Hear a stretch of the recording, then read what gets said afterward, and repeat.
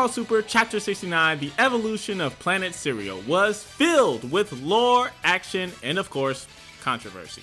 With a wealth of missable details and Easter eggs, let's begin our breakdown of the chapter.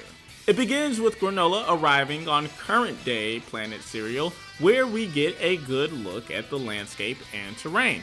I theorized in the spoiler breakdown that this city was constructed here due to the natural resources in the area, a rich environment that benefits from this river right outside the city.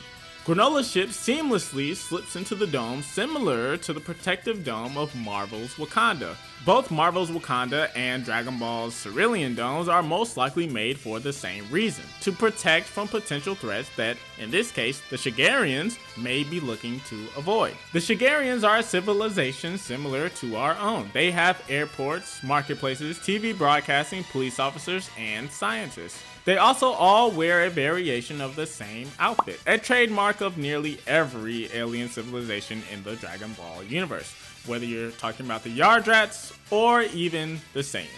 Could be lazy character design, but maybe other planets just have different ideals when it comes to the concept of individuality.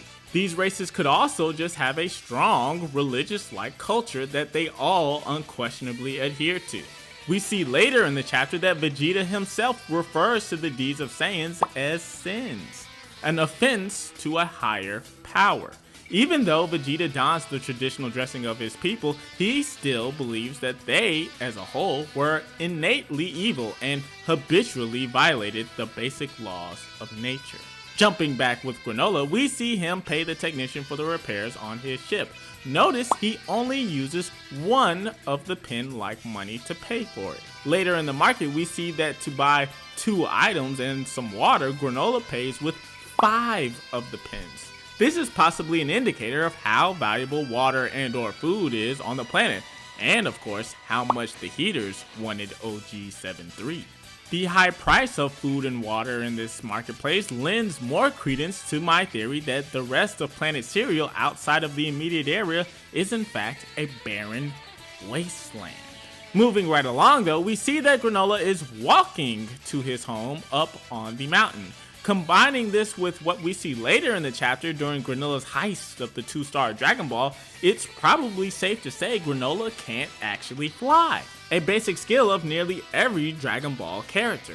He has been shown using Ki energy, but maybe that's where his knowledge of Ki stops, giving reason to Granola's use of weaponry such as his stun gun. Granola's conversation with Oatmeal reveals how the Shigarians came to be on Planet Cereal. It was in fact the result of a deal between the Shigarians and the Heater clan, shown here all present for this simple transaction. It could be that they do everything together. Although Elec is the clear leader, they act as a unit, consistently making use of all their individual strengths while simultaneously erasing all of their individual weaknesses. Granola says because of the Shigarians' migration to the planet, he moved up on the mountain, isolating himself instead of fully embracing the new Ceruleans. Now, even though Granola has had trouble sleeping, haunted by the traumatic events of his childhood, Granola in fact chooses the location for his new home because it overlooks the setting of his aforementioned trauma. So he never forgets the horrors that he endured, almost as if he enjoys torturing himself. Granola motivates himself not with the idea that days could be better, but with the dread and torment of an inescapable past. Bringing us to the controversial part of this chapter. Beerus conversates with Vegeta where Vegeta reveals that the sins of the Saiyans led to their inevitable downfall, to which Beerus enthusiastically refutes and shoots off a blast destroying a decorative planet. Now, on the surface level, this action, along with Goku and Vegeta's collective shock, is very inconsistent with the Dragon Ball story. Characters have displayed power capable of destroying full-size planets going back to Vegeta's debut in the Saiyan saga, so it shouldn't be a big deal to see this happen 5 levels of Super Saiyan later. Meaning, this was less about the planet being destroyed and more so about something else. In the Battle of Gods movie, Beerus had a violent reaction to the tasting of wasabi, causing him to lash out and destroy not one, but 7 of these so-called decorative planets. Instead of letting Beerus just be Beerus, Whis acts with haste, knocking Beerus unconscious. When Beerus awakes, Whis said he had to knock him out because Beerus was destroying these quote-unquote innocent planets. There's a very good chance that there are living beings on these planets. Sure, they're small, but that doesn't mean they still couldn't be filled with millions of life forms. Meaning Beerus just snuffed out all of these lives simply to make a point to Vegeta. Now, outside of this possibility, I think the energy here used by Beerus isn't typical God Ki, but instead a more elevated form of God Ki. Let's call it Destruction Ki. This Destruction Ki could be a more potent form of energy, filled with malice, ill intent, and just pure wrath. Sure, Vegeta could destroy a planet if he wanted to, but his blast would be nowhere as effective as Beerus's. Think of it this way. I could shoot 10 shots and only score 2 points, but you could shoot 10 shots and score 10 points. We both put up 10 shots, but yours were more effective. Or maybe this is just shitty writing. Who knows? Moving on. Beerus continues his quote-unquote lesson with Vegeta, saying that Vegeta needs to let go of his doubt and guilt in order to achieve new heights of power. This philosophy is similar to the teachings demonstrated in Avatar: The Last Airbender, where Aang had to clear the gates of his mind, body, and spirit in order to become more powerful and at one with the Avatar state. Beerus again gives poor Vegeta a demonstration of his Destruction Ki, prompting Whis to comment to Goku that the Destruction Ki is not a power easily mastered. Meaning it could be that Destruction Ki is even harder to master than Ultra Instinct. Whis here implies that even though Goku has mastered UI, he would be hard pressed to begin trying to master this destruction power. Now, this doesn't mean someone with destruction power can automatically match someone using Ultra Instinct, but it does mean that the two powers are definitely on the same playing field, being meant only for godlike and angel beings, opening the door for Vegeta to in fact surpass Goku. We then transition to the Heater Fortress, where we see that they have found information not only on Zuno, but also the Namekian Dragon Balls. Something also worth pointing out here is that, according to Granola, the Heaters began construction on the city for the Shigarians 40 years ago, where they looked exactly the same, outfits and everything.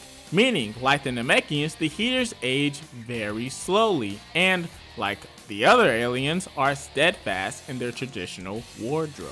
The chapter then picks up back with Granola entering his home to greet his 500-plus-year-old roommate, Monaito.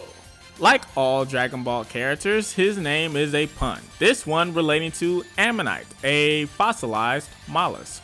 Notice in this scene is the one time we see Granola crack something similar to a smile. This battle-hardened warrior feels safe around no one, guard always up, even with the gentle Shigarians. But no matter what trials he faced or horrors he's witnessed, Granola still has a soft spot for his lifelong friend, Monaito. Granola converses with Monaito, sharing the information he learned from the Heaters, that the galactic tyrant Frieza has returned. Monaito, however, urges Granola to let it go, saying Granola could never challenge Frieza's power, prompting Granola to look at the fabled one-star Dragon Ball. We then get a dump of Namekian lore where we learn that Dragon Balls don't actually always come in sets of 7. They can vary in size and number depending on who created them.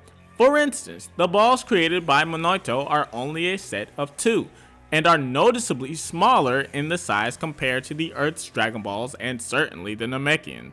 We also learned that Namekians do not in fact originate from this universe, that being Universe 7. We did see Namekians from Universe 6 participate in the Tournament of Power, so it is possible that that is actually their original home. But it's more likely that the Nameks actually originate from one of the 6 universes that were previously erased by Zuno. Maybe the Namekians were given a heads up about the erasure and were able to escape in time to Universe 7, finding salvation thanks to the help of someone with invested interest in the Namekians, possibly being the one above all Namekians, Zalama, the creator of the Super Dragon Balls. Jumping back to Planet Cereal though, we see that Minato wants nothing to do with the possible revenge plan, especially by using the Dragon Balls.